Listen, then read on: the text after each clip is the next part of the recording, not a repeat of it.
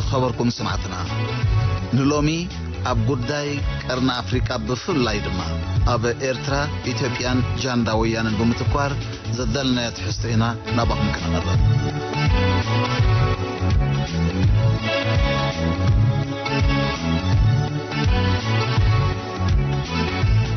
أبزي نركب الأوان أمريكا هاجرات أوروبا ودب حبرات هاجرات بايتوسطا ودب حبرات هاجرات حبرات أفريقيا تكالات رديئتن سبعة ومسلاتن دارجا كلهم كبهالي كال أب قداي جانداويان استصمدلو أوان انتتبهال مجنان ايكونان اتقنيت نايتي أباهلا دارجا بولو كساب استبهالو اتقالات الدمام سقالات الجباب الدقاق مقالات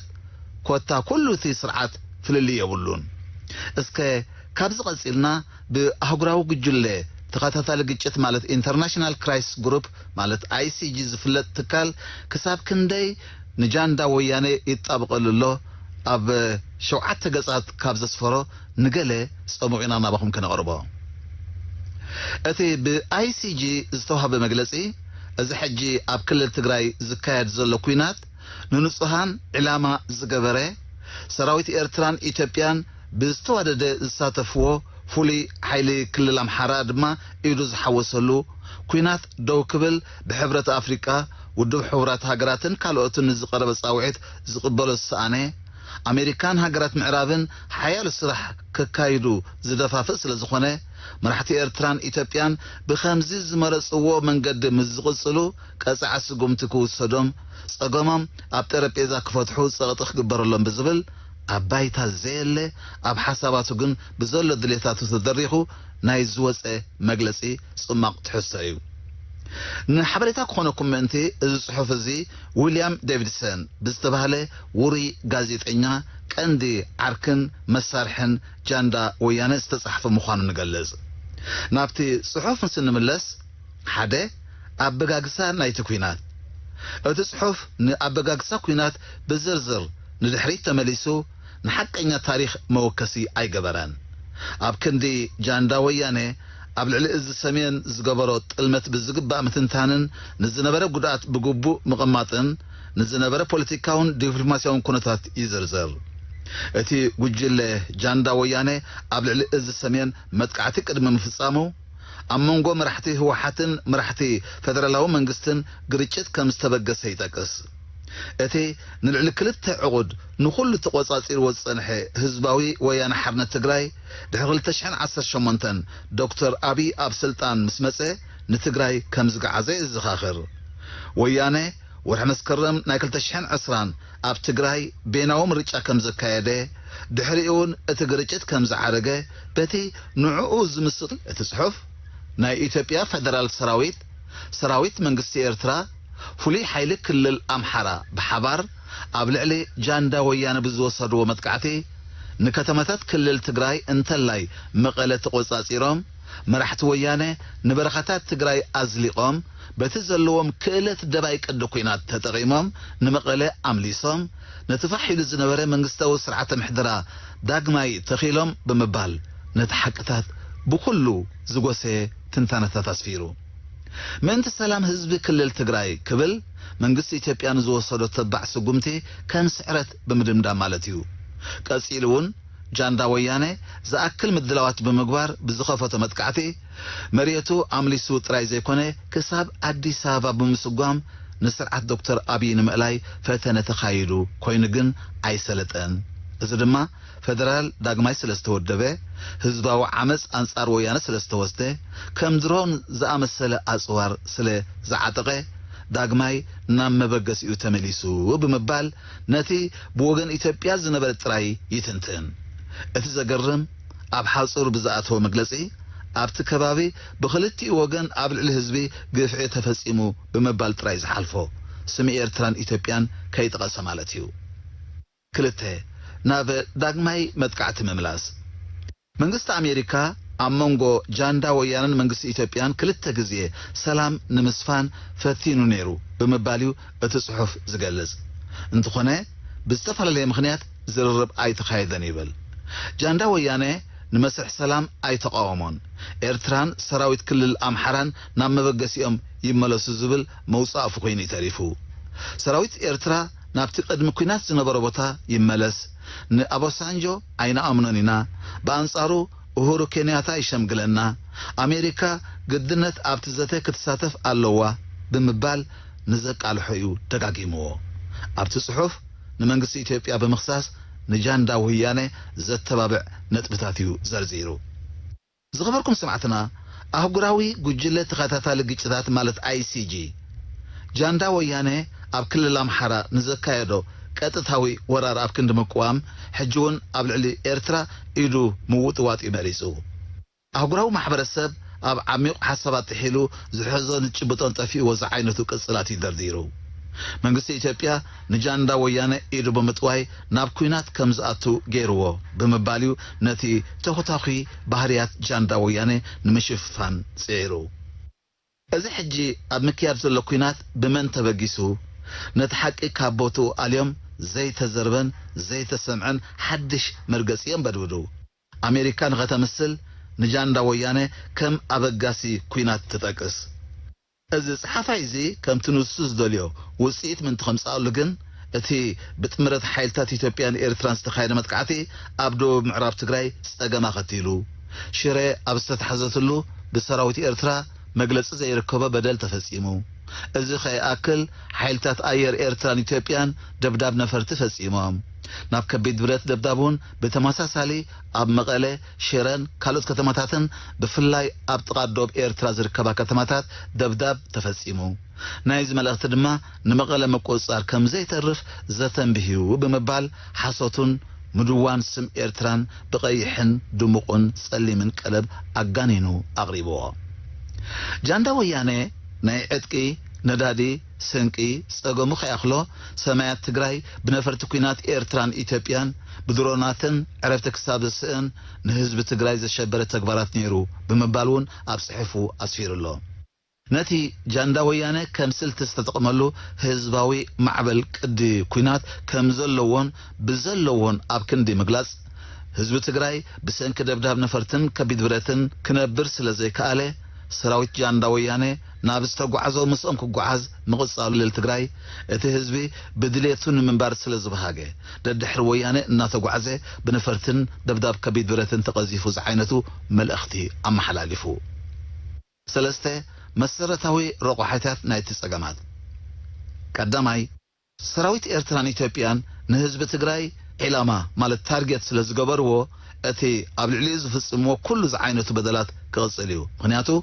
ኢሳያስን አብይን ንህዝቢ ክልል ትግራይ ቀንዲ ጸላዮም ስለ ዝገበርዎ ብምባል ነቲ ተኸታኺ ባህርያት ጃንዳ ወያነ ቅቡል ንምግባሩ ይፍትህን ቀጺሉውን ብፍላይ መራሒ መንግስቲ ኤርትራ ኢሳያስ አፈወርቂ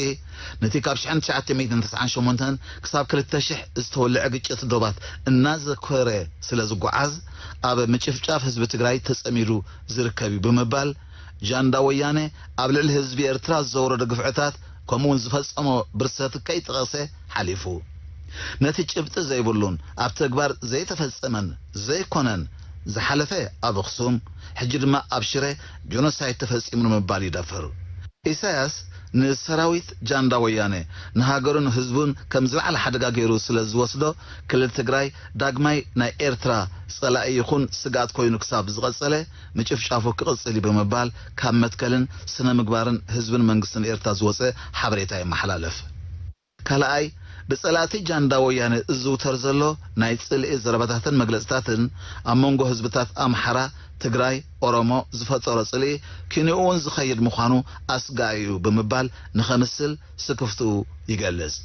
ናይ ኣምሓራ ልሂቃን ብተደጋጋሚ ኣብ ዝህብዎ መግለጺ ጃንዳ ወያነ ካብ ገጽ ምድሪ ክውገድ ኣለዎ ምባሎም እናዘርዘረ ኣብ ምግናን ተጸሚዱ ምህላው ይርከብ ገለ ሓለፍቲ ትግራይ ክሳብ ከም ሰብ ንምቁጻሮም ኣጸጋሚ እናበሉ ይገልጽዎም ንህዝቢ ትግራይ ንድሕሪ 100 ዓመት ድማ ከይፍጠሩ ደማሲስካ ምውጋዶም ዝተባሃለሉ እዋን ነይሩ ብምባል ኣጋኒኑ ይቐርብ ሳልሳይ ሰራዊት ኤርትራ ኢትዮጵያን ኣምሓራን ዋላ ነቲ ኩናት ይስዓሩ ድሌቶምን ይግበሩ ህዝቢ ትግራይ በቲ ዝፈልጦ ደባይ ቅዲ ኩናት ነቲ ዝሓሰቦ ከይፈጸመ ከም ዘይድቅስ ምፍላጥ ልቦናይ ብምባል ናይ መትከል ዕርክነቱ ብጋህዲ ገሊጹ ከም ፍታሕ ዝበሎ ድማ ቀዳማይ ንፕሬዚደንት ኢሳያስ አፈወርቅን ቀዳማይ ሚኒስትር አብይ አሕመድን ከረድእዎም ዝኽእሉ መራሕቲ ዝኸፍአ ጉዳት ከይወረደን ከሎ እንተ ዝቀርብዎም ይብል ብናቱ አተሓሳስባ ድማ ንመራሕቲ ኬንያ ኡጋንዳ ጋና ሴኔጋል ደቡብ አፍሪካ አንጎላ ይጠቅስ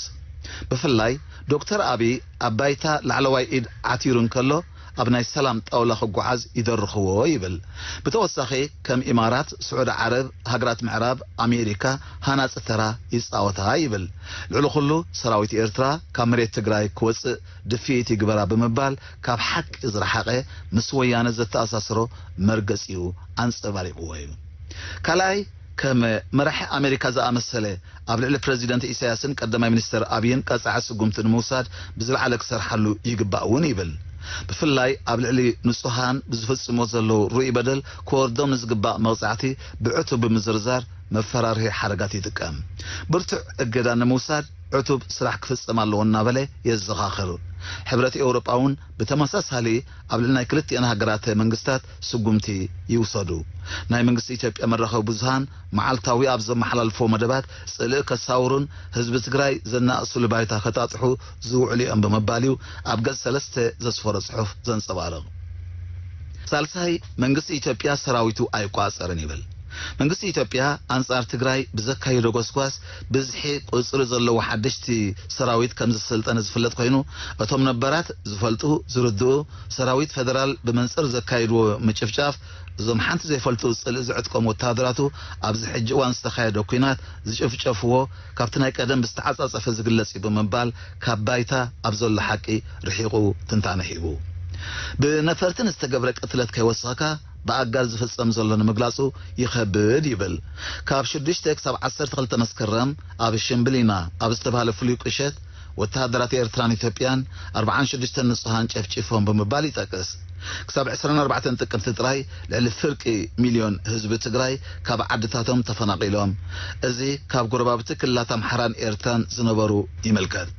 ህዝቢ ትግራይ ግራቱ ከይዓጽድ ዝግበር ዘሎ ምፍንቃላት ንህዝቢ ትግራይ ብጥሜት ንምቕጻዕ ዝተሓስበ እዩ እቲ ጽሑፍ ንኸምስል እኹል ሓበሬታን ጭቡጥን ገና ኣይተኣከበን እውን ይብል መስሓቅ እዩ ራብሓይ እቲ ኩናት ገና ኣይቋረፀን ጥሙር ሓይልታት ኢትዮጵያን ኤርትራን አምሓራን ነቲ ኩናት ገና ኣይቋረጹን እዚ ድማ ኮነ ኢልካ እቲ ህዝቢ ኣገልግሎት ከም ዘይረክብ ንምግባር እዩ ንግዲ የለን መጓዓዝያ ኣይሕሰብን እዩ አገልግሎት ባንክ ሕልሚ እዩ ኤሌክትሪክ ኹን ቴሌፎን ኢንተርኔት ዘይምዝካሩ ይሓይሽ ብሰንኪ ጥሜት ኣብ ክልል ትግራይ ወንጀል ተስፋሕፊሑ ኢትዮጵያን ኤርትራን ነዚ ኣገባብ እዚ የጓህሮ ኣለዋ እዚ ሕጂ መንግስቲ ኢትዮጵያ ረድኤት ባዕለይን ህዝቢ ትግራይ ክዕድል ዝብሎ ዘሎ ነቲ ህዝቢ ምስ ጃንዳ ወያነ ንዝገብሮ ምትእስሳር በታቲኹ ንጃንዳ ወያነ ብጥሜት ንምቕፅዑ ተሓሲቡ ዝግበር ዘሎ እዩ ብምባል ድማ ይገልጽ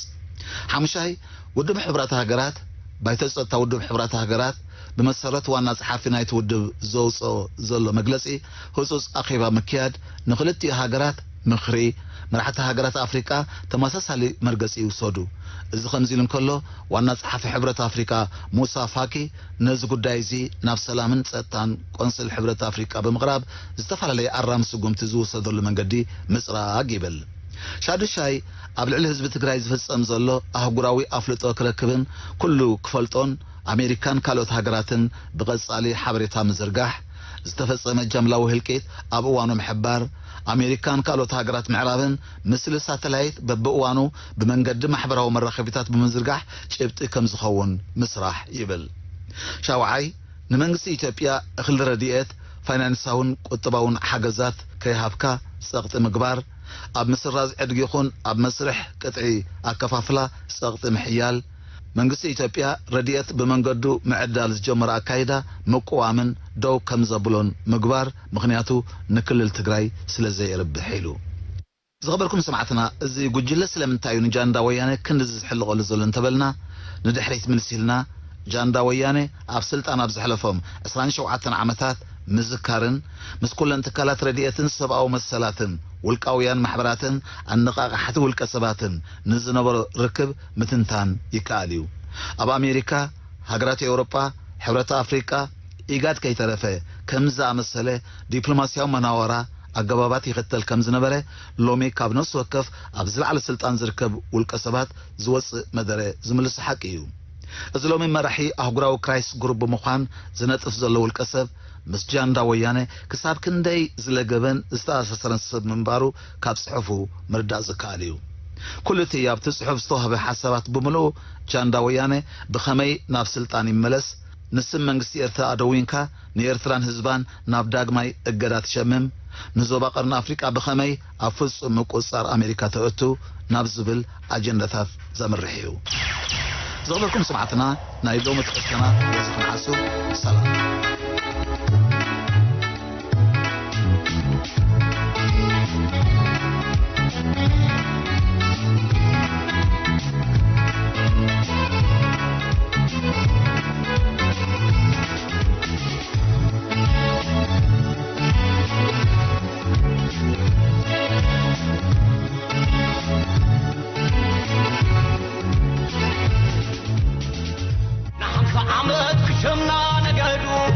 موتنا موت حفاش العدو